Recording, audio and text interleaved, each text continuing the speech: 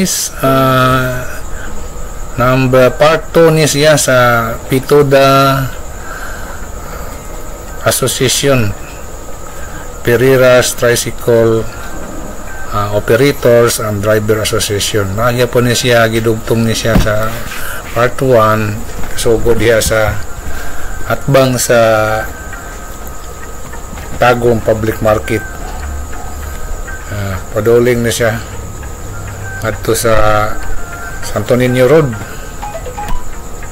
Muna siya ang view na makita diha ang atop sa public market o sa atbang nga dapit diri sa may PIDS sa Central. Atuan niliko na sila padong sa Santo Niño Road. Ang naguna to ana ni sulod na nga to sa Santo Niño Road.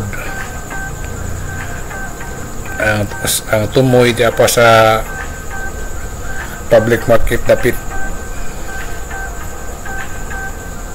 So number 2 part 2 ni siya sa Pitoda Parade first anniversary.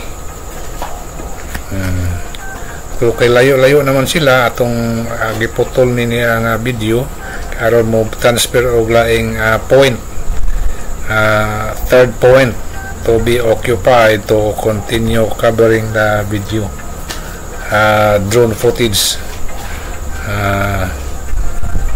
Ang ikatuluan ni nga video mga ato na siguro napita sa may city